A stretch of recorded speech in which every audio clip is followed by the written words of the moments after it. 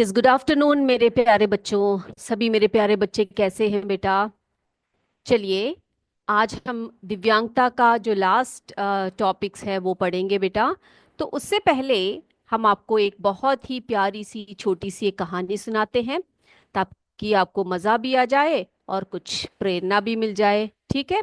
तो आप सभी सुनने के लिए तैयार हो ना कहानियाँ? Very good. तो सुनिए बेटा।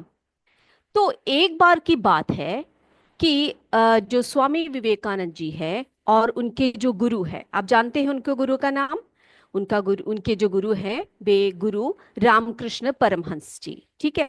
तो उनके साथ वे कहीं जा रहे थे। तो स्वामी जी, स्वामी विवेकानंद जी और उनके गुरु श्री रामकृष्ण परमहंस जी कहीं जा रहे थे। तभी उन्होंने देखा रास्ते में एक व्यक्ति, या एक, हम कह सकते हैं मूर्तिकार, है ना, जो मूर्तियां बनाते हैं उनको हम मूर्तिकार बोलते हैं। तो वे क्या कर रहे थे? पत्थर से मूर्ति बना रहे थे। क्या कर रहे थे वे? पत्थर से मूर्तियां बना रहे थे। तभी उन्होंने देखा कि उनके पास कोई तस्वीर नहीं है जिसको देखकर वे मूर्ति बनाए। देखो बेटा, ज्यादातर ऐसा होता है, जो मूर्तिकार होते हैं या जो मूर्तियां बनाते हैं, वे या तो किसी व्यक्ति को देख देख के बनाते हैं, या किसी वस्तु को देख के मूर्ति का निर्माण करते हैं, या किसी चित्र को देखते हुए उसी तरह से उस मूर्ति का निर्माण करते हैं, है ना। तब जब रामकृष्ण जी ने और हमारे जो विवेकानंद जी ने देखा कि वो व्यक्ति बिना कहीं देखे, बिना किसी चित्र को देखे, बिना किसी व्यक्ति को देखे, किसी वस्तु को देखे, वो मूर्ति बना रहा है, तो फिर उनके मन में एक शंका हुई। उन्होंने उससे पूछा, तुम ऐसा क्यों कर रहे हो भाई? तुम किस चीज को देखकर मूर्ति बना रहे हो? तो मूर्तिकार ने कहा कि मैं जिनकी मूर्ति बना रहा हूं उनकी तस्वीर मेरे मन में है। क्या कहा उसने? कि मैं जिनकी मूर्ति बना रहा हूं उनकी तस्वीर जो है वो मेरे मन में है। और कुछ ही देर बाद, देखते ही देखते, उस मूर्तिकार ने उस एक बहुत ही सुंदर मूर्ति का निर्माण किया। तो उसी वक्त जो है स्वामी विवेकानंद जी की समझ में आ गई कि जो आप बनना चाहते हैं, जो आप बनना चाहते हैं, अगर उसकी बिल्कुल तस्वीर आपके मन में है, यानी कि कई बच्चों के मन में इच्छा होती है कि आप बड़े बनकर डॉक्टर बने, या कई बच्चों के ऐसे मन में होती है कि बड़े होने के बाद आप एक बहुत अच्छे अध्यापक बने या अध्यापिका बने, है ना। और कई कई बार बच्चों में इतनी अभिलाषा होती है कि हम बड़े होकर साइंटिस्ट बनेंगे, या बड़े होने के बाद हम, हाँ, आर्मी में जाएंगे या पुलिस बनेंगे, है ना। ऐसे बहुत सारी इच्छाएं होती है हमारे मन में, बहुत सारी अभिलाषाएं होती है। तो बेटा, आप जो भी बनना चाहते हो उसकी तस्वीर, तस्वीर यानी आप जो बनना चाहते हो उसकी जो आशा होती है, जो अभिलाषा होती है, आपके मन में एकदम से दृढ़ है, तो आप एक दिन वैसा ही बन जाओगे। बेटा, सिर्फ तस्वीर मन में डालने से नहीं काम चलेगा, है ना। क्या करना पड़ेगा उसके लिए आपको? उसके लिए हमें अच्छी तरह से मेहनत करना पड़ेगा, बहुत ही लगन के साथ। आपकी जो अभिलाषा है उसकी पूर्ति के लिए आपको कार्य करने पड़ेंगे।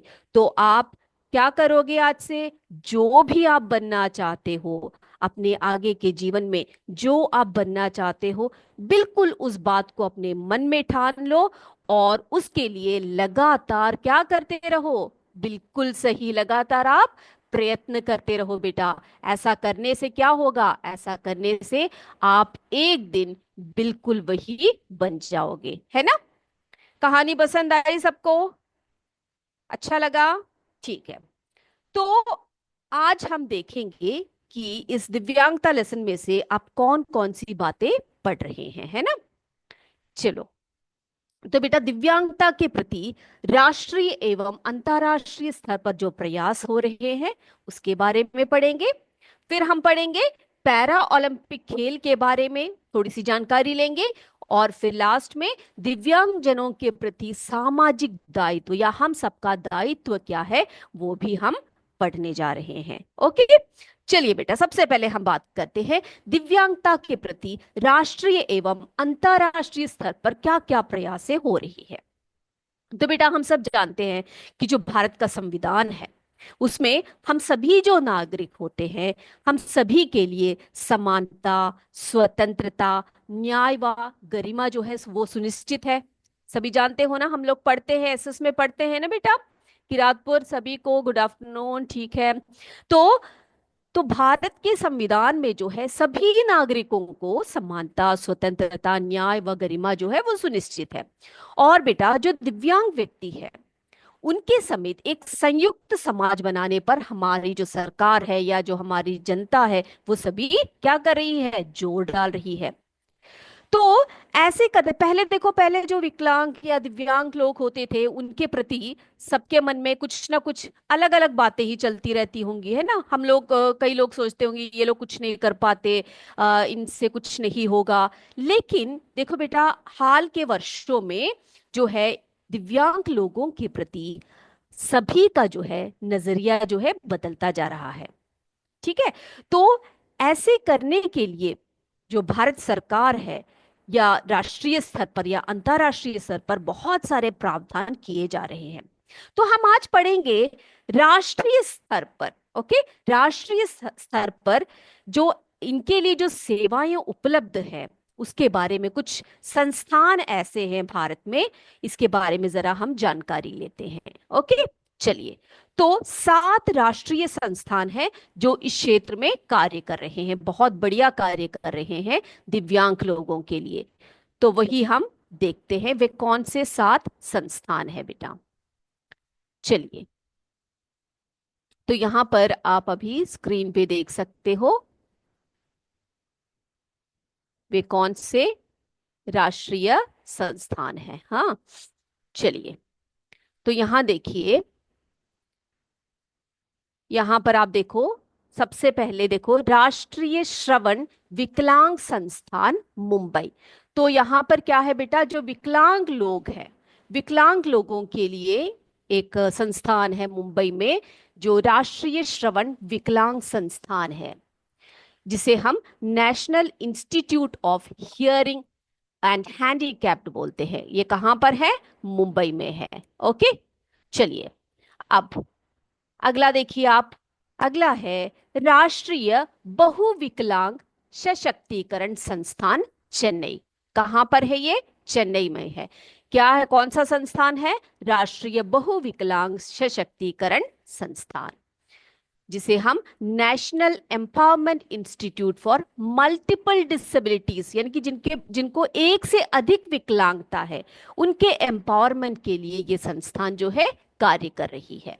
ओके, अगला है देखो राष्ट्रीय मानसिक विकलांग संस्थान सिकंदराबाद। तो सिकंदराबाद में जो है, जो संस्थान है विकलांग लोग, दिव्यांग लोगों के लिए, वो है राष्ट्रीय मानसिक विकलांग संस्थान, जो मेंटली हैंडीकैप्ड है उनके लिए है। ओके, सिकंदराबाद में institute for mentally handicapped Secunderabad. अगला देखिए, अगला है राष्ट्रीय ऑर्थोपेडिक विकलांग संस्थान कोलकाता, यानी कि जिनको हमने कहा ना लोकोमोटर विकलांगताएं होती है ना, जैसे हड्डियां, हड्डियों जैसे हाथ पैर की हड्डियां या फिर हाथ पैर जिनके नहीं होते, उन सब के लिए ये संस्थान जो है कार्य कर रही है। ओके, ये है national institute for orthopaedic handicapped Kolkata में। अगला देखिए, अगला है राष्ट्रीय विकलांग संस्थान देहरादून। अब देहरादून में भी एक ऐसा संस्थान है, राष्ट्रीय विकलांग संस्थान देहरादून, जिसे हम national institute for the handicapped बोलते हैं, वो है देहरादून में। अगला शारीरिक विकलांग संस्थान नई दिल्ली, शारीरिक विकलांग संस्थान नई दिल्ली। ओके, नई दिल्ली में भी एक संस्थान है जो है institute for physically handicapped. Okay बेटा, चलिए अगला देखिए राष्ट्रीय पुनर्वास तथा अनुसंधान संस्थान कटक में, जो उड़ीसा में है। ठीक है, राष्ट्रीय पुनर्वास तथा अनुसंधान संस्थान कटक में है। तो बेटा ये जो है national institute for rehabilitation and research है, कटक में है ये। ओके, तो ये जो संस्थान है, ये जो 7 राष्ट्रीय संस्थान है, ये आपके पुस्तक में बहुत ही स्पष्ट रूप से दिया है और इसको आपने याद करना है। ठीक है, तो ये जो है ये राष्ट्रीय स्तर पर जो दिव्यांग लोग हैं उनके लिए कार्य करने वाले जो है 7 संस्थान है। ओके। ओके बेटा, चलिए अब आते हैं अगले टॉपिक पर, वो है हमारा पैरा ओलंपिक खेल। तो देखो बेटा, जो दिव्यांग लोग हैं उनके लिए अंतर्राष्ट्रीय स्तर पर, अभी तो हमने राष्ट्रीय स्तर पर जो हमारे 7 संस्थान थे उनके बारे में तो हमने बात कर दिया, तो अब हम बात करते हैं पैरा ओलंपिक गेम के बारे में। तो बेटा हम आपको बताते हैं, जो अंतर्राष्ट्रीय स्तर पर शारीरिक रूप से अक्षम व्यक्तियों के लिए, यानी कि जो दिव्यांग व्यक्तियां हैं उनके लिए पैरा ओलंपिक खेलों का आयोजन किया जाता है। क्या आप जानते हो इस खेल के बारे में? सभी बच्चे जानते हैं पैरा ओलंपिक गेम के बारे में? बेटा बताइए आप मुझे, कितने बच्चे पैरा ओलंपिक गेम्स के बारे में जानते हैं? ओके बताइए। ओके ठीक है, तो हम ही बता देते हैं आपको, है ना। तो पैरा ओलंपिक खेल जो है, मैंने जैसे कहा कि शारीरिक तौर से जो दिव्यांग खिलाड़ी होते हैं इसमें जो है भाग लेते हैं इस खेल में, ठीक है। तो आपको पता है ये सबसे पहला ये जो गेम है ये कब हुआ था, कहाँ पर हुआ था? तो पहला जो पैरा ओलंपिक खेल है उसका आयोजन कब हुआ था? 1960 में रोम में हुआ था। ओके, 1960 में रोम में हुआ था। तो बेटा जो पैरा ओलंपिक खेल है इनमें क्या करते हैं, ये जो खिलाड़ियां होते हैं हर राज्यों से यहाँ पर क्या करते हैं, खिलाड़ियां आते हैं और क्या करते हैं, वे अपने खेल का प्रदर्शन करते हैं, ठीक है। वे क्या करते हैं, अपने खेल का प्रदर्शन करते हैं। तो पैरा ओलंपिक खेल जो है ये मात्र किन लोगों के लिए है? जो, यस वेरी गुड, जो दिव्यांग लोग हैं उन लोगों के लिए, ठीक है। तो बेटा अब ऐसे ऐसे खिलाड़ी यहाँ पर आते हैं जो दिव्यांग होते हैं, लेकिन देखो बेटा आप यहाँ पे देख सकते हो, यहाँ पर हमारे भारत का गौरव बढ़ाने वाले भी बहुत सारे खिलाड़ियां हैं। आप जानते हो कुछ खिलाड़ियों के नाम आप बता सकते हो जो पैरा ओलंपिक गेम्स में भाग लेते हैं और जो स्वर्ण पदक जीतते हैं, ऐसे खिलाड़ियां जानते हैं आप? ओके, ये आप देख सकते हो यहाँ पर, देखो पैरा ओलंपिक खेल में जो भारत की खिलाड़ियां हैं उनके कुछ चित्र यहाँ पर दिखाए जा रहे हैं, देख रहे हो आप लोग? ठीक है बेटा।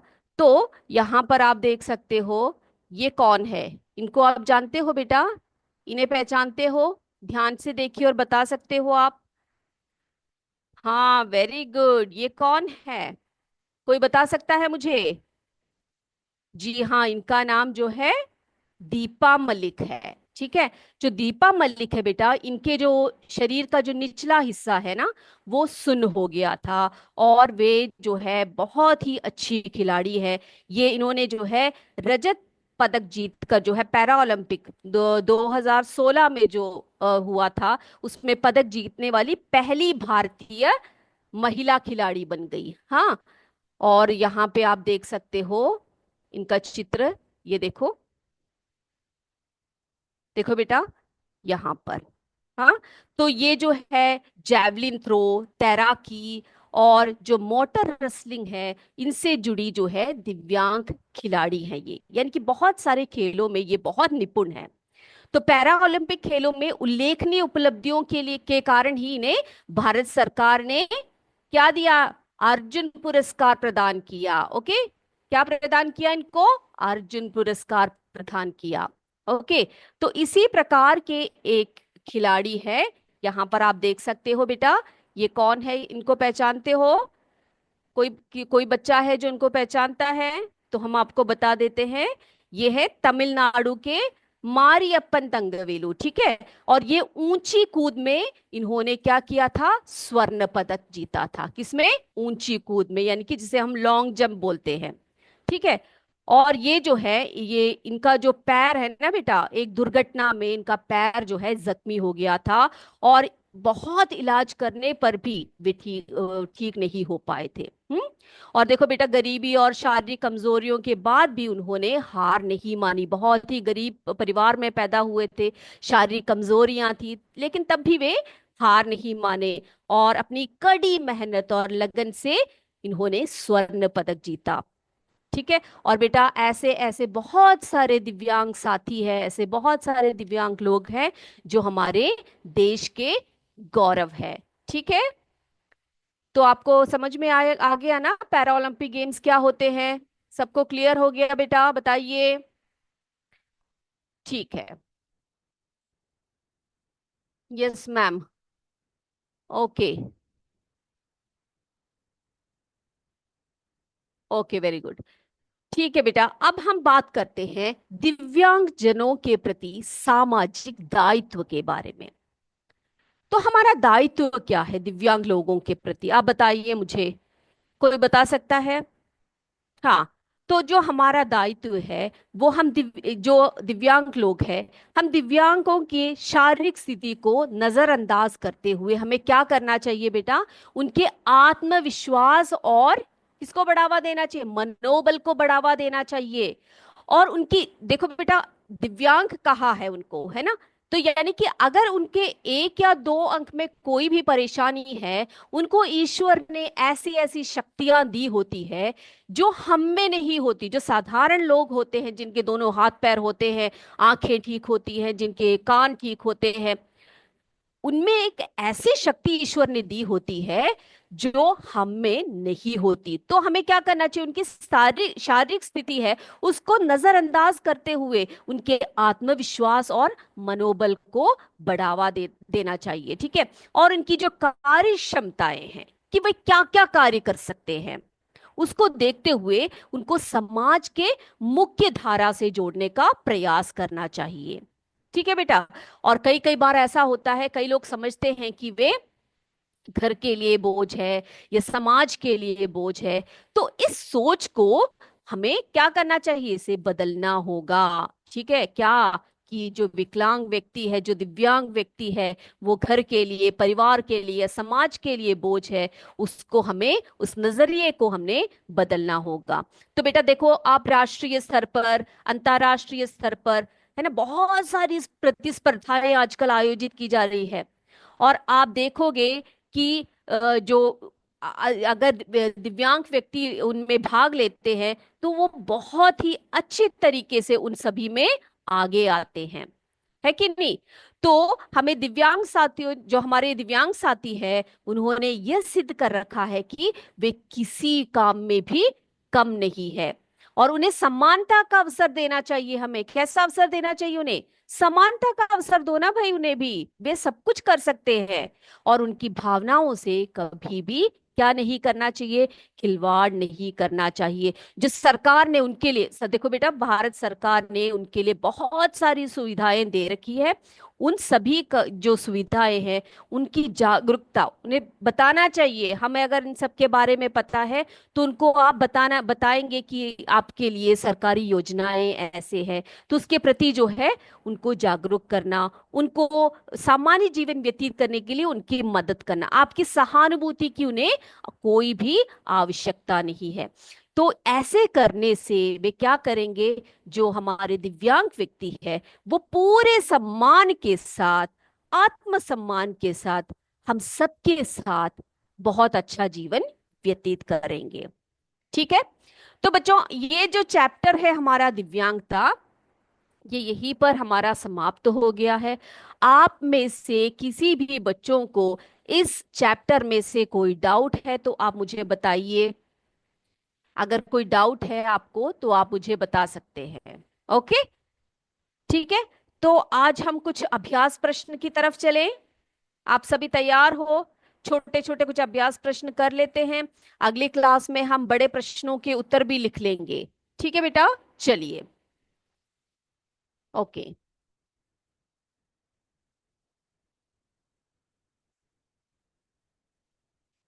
तो देखो बेटा, हम आज क्या करेंगे? अभी सही और गलत का निशान लगाएंगे। ठीक है। कुछ कथन मैं यहाँ पर लिखूंगी और आप मुझे बताते जाएंगे कि वो कथन सही है या गलत कथन है। ओके।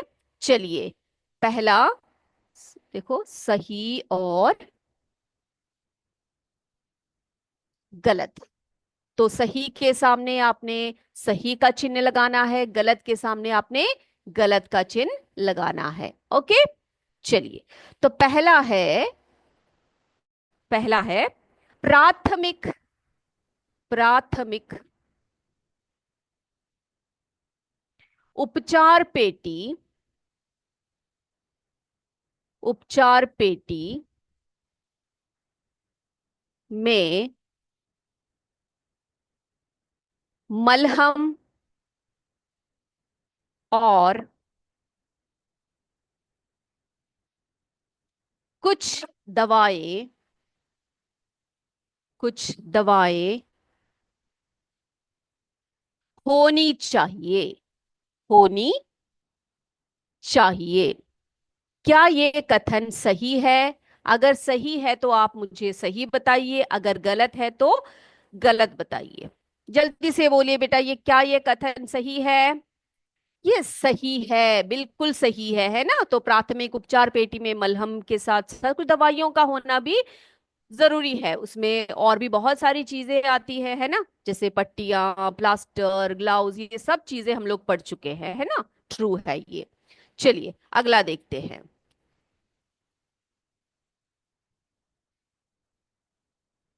अगला देखो बेटा, पैरा ओलंपिक,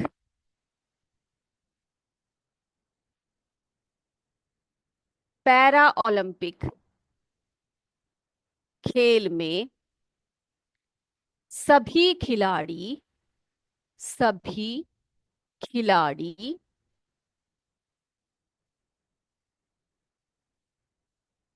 भाग ले सकते हैं।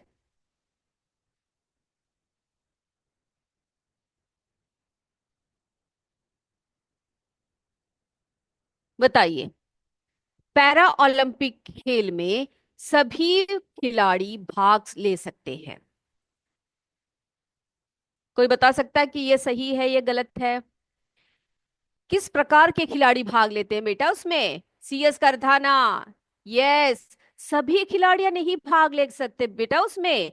जो लोग दिव्यांग होते हैं, दिव्यांग खिलाड़ी हैं, वही तो भाग लेंगे उसमें, है ना? पैरा ओलंपिक गेम है, तो उसमें कैसे खिलाड़ी भाग लेंगे?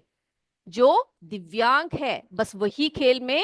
कि कौन से खेल में? मैं ओलंपिक की बात नहीं कर रही बेटा, मैं पैरा ओलंपिक की बात कर रही हूँ। तो पैरा ओलंपिक गेम में कैसे खिलाड़ी भाग लेते हैं? दिव्यांग लोग, दिव्यांग व्यक्ति लोग या दिव्यांग खिलाड़ियां भाग लेते हैं, है ना? चलिए अगला।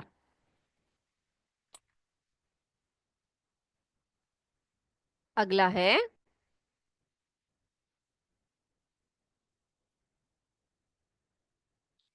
अंतिम दिनांक, अंतिम दिनांक वाली दवाइयां, वाली दवाइयों का सेवन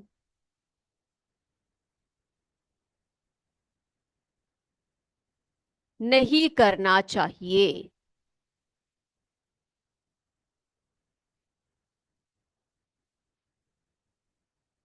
यस, अंतिम दिनांक वाली दवाइयों का सेवन नहीं करना चाहिए। सभी बोल रहे हैं, सीएस करधाना, किरातपुर कॉम्पोजिट विद्यालय, सीएस देईपुर, सबने कहा है मैम ये सही है, क्योंकि अंतिम दिनांक वाली दवाइयों का प्रयोग हमें कभी भी नहीं करना चाहिए, है ना? तो ये कथन बिल्कुल सही है। ओके, चलिए अगला लिखते हैं।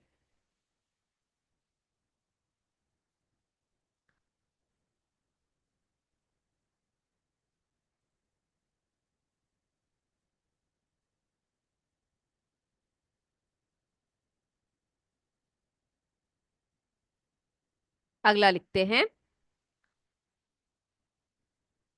दिव्यांग, दिव्यांग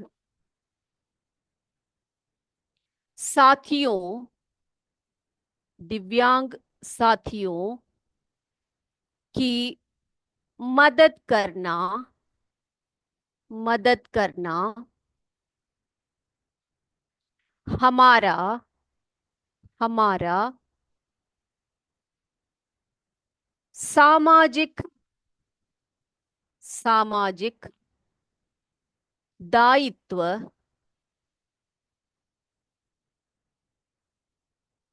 नहीं है। बताइए, बताइए। यस, सबका आंसर आ रहा है। UPS Borkala, CS Deipur. Yes, CS Deli Vinayak ने कहा है, आयुष ने कहा है। रॉन्ग आंसर है, ये रॉन्ग कथन है, रॉन्ग स्टेटमेंट है, कहा है ना। तो बेटा, जो दिव्यांग साथी है उनकी मदद करना जो है हमारा सामाजिक दायित्व होता है। यहाँ पर क्या दिया है? दिव्यांग साथियों की मदद करना हमारा सामाजिक दायित्व नहीं है। तो ये रॉन्ग स्टेटमेंट है बेटा, है ना। बिल्कुल सही है। आप सबका आंसर मैं देख रही हूँ, किरातपुर से, कॉम्पोजिट विद्यालय से, सबने फॉल्स फॉल्स फॉल्स, सीएस गुरु से सबने कहा है इट्स अ फॉल्स स्टेटमेंट, है ना। चलिए अगला लिखते हैं।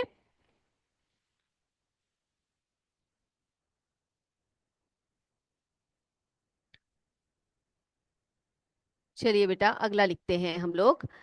अगला है डिसग्राफिया।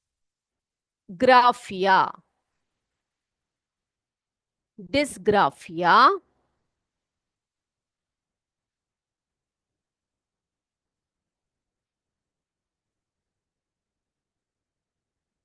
श्रवण से संबंधित, श्रवण से संबंधित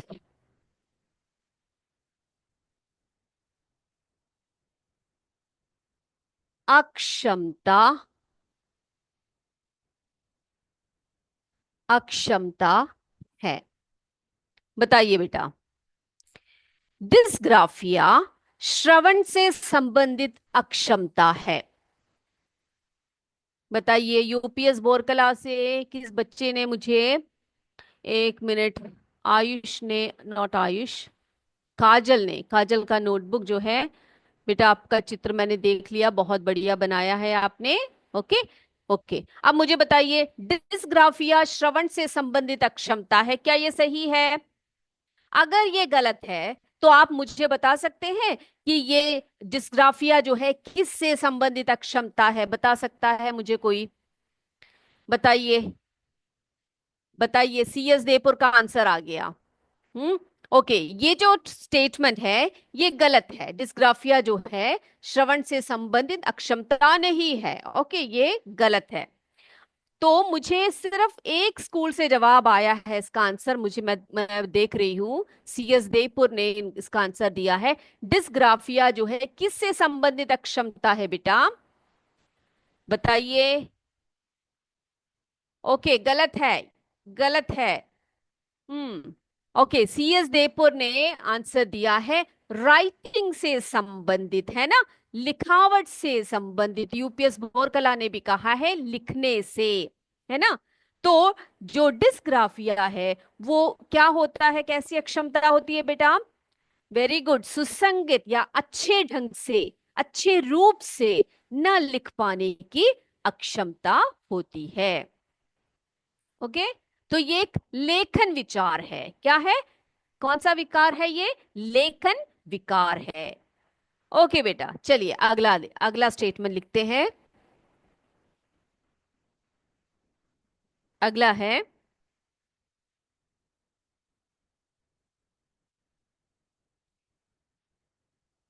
मानसिक, मानसिक दिव्यांगता को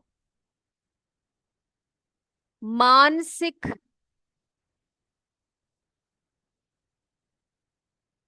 मंदता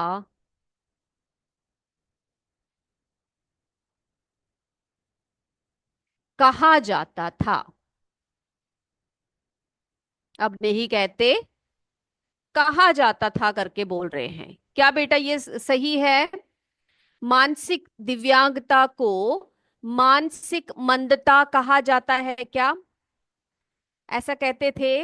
ये क्या ये सही है या गलत है? बताइए।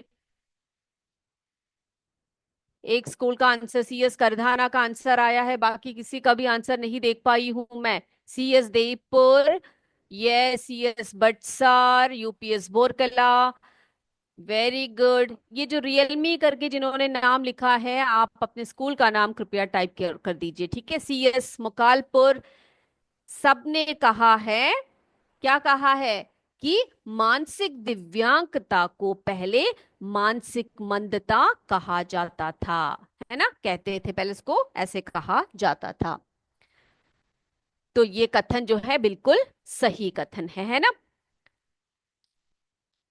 तो इसमें क्या होता है बेटा, इसमें जो है बच्चों की जो मानसिक दिव्यांगता के जो जो से ग्रसित जो बच्चे हैं, उनकी सूझबूझ, तर्क एवं ग्रहण करने की जो क्षमता होती है उसमें अभाव होता है ना।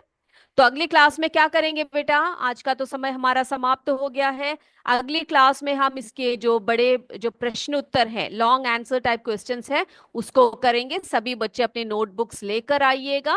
तो आज की क्लास को हम यहीं पर समाप्त करते हैं। जय विद्या शक्ति, जय हिंद, जय भारत। धन्यवाद। Thank you.